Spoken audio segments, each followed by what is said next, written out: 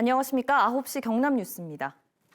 요즘 창원 도심을 지나는 운전자들이 큰 불편을 겪고 있습니다. 간선 급행버스 체계 SBRT 중앙차선 공사가 진행되고 있기 때문인데요. 특히 출퇴근길 일부 구간은 빠져나오기가 힘들 정도로 도로가 막혀 곤혹을 치를 정도입니다. 또 공사 구간 시설물을 피하려다 사고가 나거나 곳곳에 공사 자재가 쌓인 탓에 보행자 안전까지 위협받고 있습니다. 김효경 기자가 취재했습니다. 출근 시간 창원 도심 사거리입니다. 차들이 갑자기 속도를 줄이고 하나둘 차선을 바꿉니다.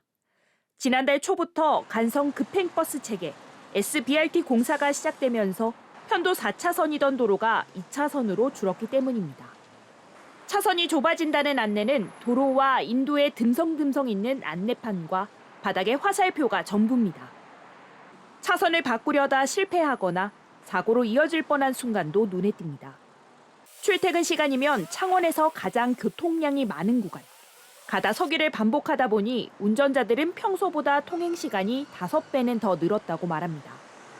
여기다 우회 차량이 몰리면서 대방동, 성주동 등 인근 도로까지 정체가 빚어집니다. 한 5배 이상은 길이 막힙니다. 그 화살표 잘 보이지도 않고 갑자기 4차선에서 2차선이 되는데 그거 어떻게 감당을 할 겁니까? 차는 들어가야 되는데 서가 있을 수도 없고 뒤는 빵빵거리지. 사고도 잇따르고 있습니다. 공사 구간 시설물을 들이받거나 피하려다 난 사고는 3건. 지난달 8일에는 오토바이 운전자가 작업하던 신호수와 1톤 화물차를 연이어 들이받고 숨졌습니다. 경찰은 현장 안전관리가 적절했는지 조사하고 있습니다. 보행자 안전도 위협받습니다. 먼지와 소음은 일상이 됐고 쌓여있는 공사 자재로 횡단보도가 아닌 다른 곳으로 돌아가야 합니다. 버스 전용 도로가 우리한테 얼마나 혜택이 오는지 그건 잘 모르겠는데 도로 신호 건너갈 때도 불편하고 길을 막아놓으니까 돌아서 가야 되고 이런 경우가 있었어. 지난 9월 초까지 창원시에 접수된 BRT 민원은 40여 건. 현재 누적 민원은 70여 건으로 지난달 중앙차선 공사가 시작되면서 급격히 늘었고 대부분 교통체증을 지적했습니다. 창원시는 출퇴근 시간을 피해 오전 9시부터 오후 5시까지 공사를 하고 있지만 중앙차선 구역이 이미 통제된 구간이라 교통체증을 피할 수 없다는 입장입니다. 다만 사고 예방 대책을 추가 고심하고 있다고 설명했습니다. 교통정책이 승용차 중심에서 대중교통 중심으로 이렇게 전환이 되고 있기 때문에 대중교통 서비스를 높이기 위한 정책이라고 보시고 BRT 공사는 내년 3월까지, 창원시는 신호체계 조정 등 추가 대책을 검토하고 있지만 출퇴근 시간 운전자들의 불편은 결국 해를 넘기게 됐습니다. KBS 뉴스 김효경입니다. 이번에는 창원시의 대형 사업에 대한 잇따른 감사 짚어봅니다. 민선 8기 들어 창원시는 전임시장 시절 진행된 마산 해양신도시와 공원 민간 특례 사업 등의 감사 결과를 발표하고 있습니다. 최근 이 감사 결과를 수긍할 수 없다고 밝힌 한 국장급 간부 공무원은 돌연 대기 발령 조치되기도 했는데요. 연이은 감사와 수사 의뢰로 시정이 경직되고 있다는 비판이 나옵니다. 손원혁 기자입니다. 행정잘못으로 1,000억 원이 넘는 재정 손실이 발생했다. 창원시 감사관실이 지난달 초 발표한 사와 대산공원 민간특례 사업 감사 결과입니다. 이후 지난달 29일 창원시 한 국장급 간부 공무원은 감사 결과를 수긍할 수 없다는 취지의 의견을 공개적으로 밝혔고 창원시는 이틀 만에 해당 국장을 대기 발령했습니다. 개인 의견으로 시민들에게 혼란을 초래했다는 이유입니다. 대기 발령에 앞서 창원시 간부회의에서는 아직 시정 방향에 대해 정확하게 인지를 못하는 공무원이 있다는 질책성 발언이 나오기도 했습니다. 공무원 노조 게시판에는 인사조치에 대한 비판성 댓글이 나오기도 했지만 이후 게시글은 삭제됐습니다. 더불어민주당은 보복성 인사조치라며 홍남표 창원시장이 인사권을 부당하게 남발하고 있다고 비판했습니다. 감사 결과와 다른 의견을 제시했다는 이유로 소장직에서 물러나야 한다면 어느 공무원이 양심과 소신에 따라 일을 하겠는가? 창원 문화복합타운, 사와 대산공원 사업, 마산 해양신도시 등 감사 결과 발표 때마다 정치 공방과 논란이 일고 있고 공무원 사기 저하와 적극 행정 위축에 대한 우려는 시의회에서도 나오고 있습니다. 조직의 어떤 사기라든지 직원들의 어떤 이 적극 행정에 임하는 어떤 그런 자세들에 대한 어떤 격려 같은 이런 부분들에서 잘 조화나 균형을 잘 이루어주기를.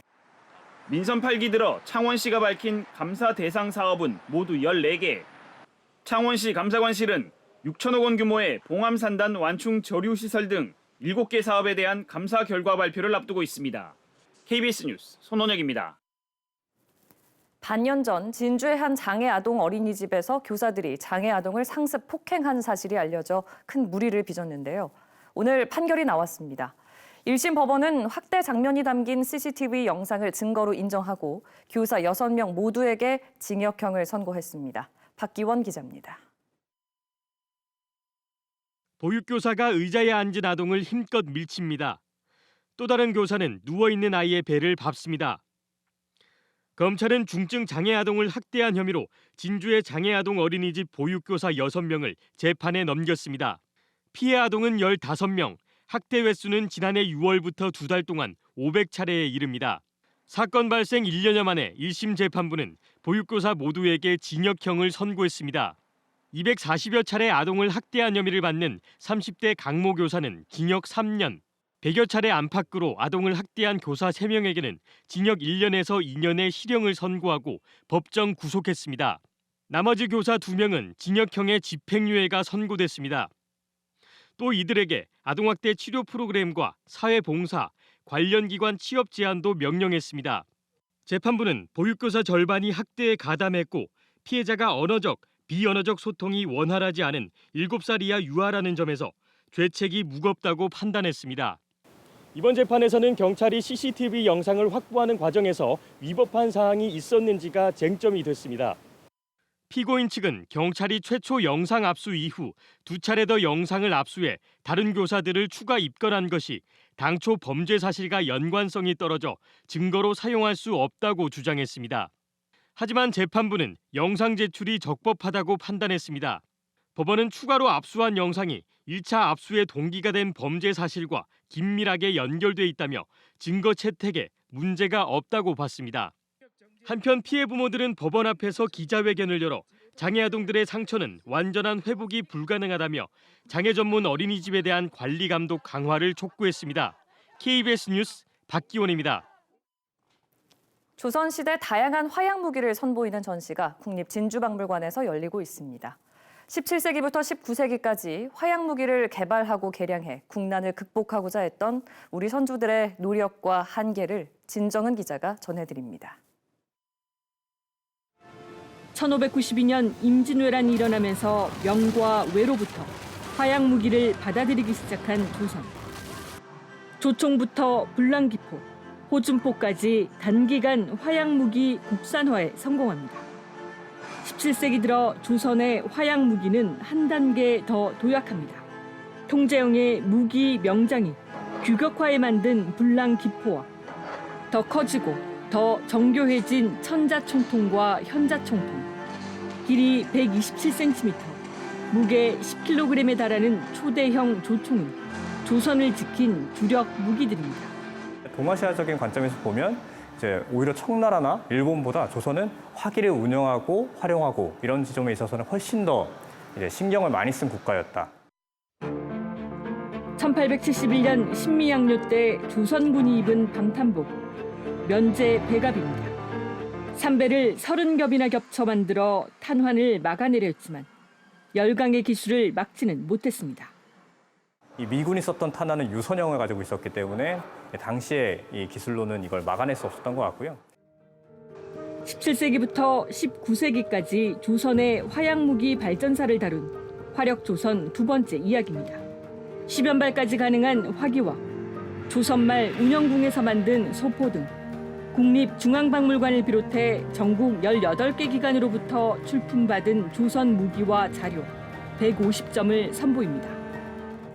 지금 한반도의 지형 자체도 산악 지형이 많기 때문에 이런 화기를 활용한 전술들도 발전하고 있었고 때문에 그런 DNA가 계속 이어지게 되면서 2021년에 이어 두 번째 열리는 국립진주박물관의 조선무기특별전 화력조선은 내년 3월 10일까지 이어집니다. KBS 뉴스 진정원입니다.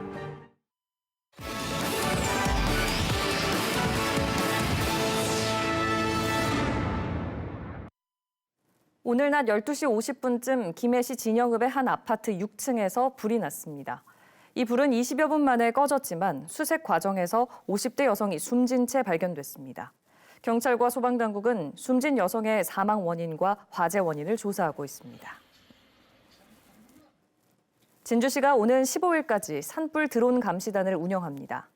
산불 드론 감시단은 쓰레기와 농산 폐기물 불법 소각을 집중적으로 단속해 산불 발생 위험을 차단할 계획입니다. 진주시는 산림 주변 지역에서 불을 피우거나 담배꽁초를 벌이면 최대 50만 원의 과태료 처분을 받고 이로 인해 불이 났을 때에는 3년 이하의 징역 또는 3천만 원 이하의 벌금을 내야 한다고 설명했습니다. 거창군이 마리면에 거주하는 익명의 기부자가 어려운 이웃을 위해 햅쌀 400kg, 100만 원 상당을 기부했다고 밝혔습니다. 이 기부자는 직접 농사지은 쌀을 17년째 거창군에 기부한 것으로 알려졌습니다.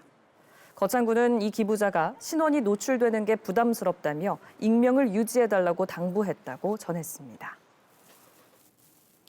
경상남도는 경남형 복지 정책인 손주 돌봄 수당이 내년부터 지급될 것으로 예상했습니다. 경상남도는 경남형 손주 돌봄 사업이 보건복지부 사회보장협의회에서 심사를 받는 중이라며 연말 안으로 통과가 예상된다고 밝혔습니다. 경남형 손주 돌봄 수당은 한 달에 30만 원으로 보육기관을 이용하지 않고 부모를 대신해서 손주를 봐주는 조부모에게 지급됩니다. 참전용사의 수당이 지방자치단체에 따라 크게 차이가 난다는 지난달 KBS 보도와 관련해 경상남도와 일부 시군이 수당을 올리기로 했습니다. 지금까지 경남 소식 전해드렸습니다.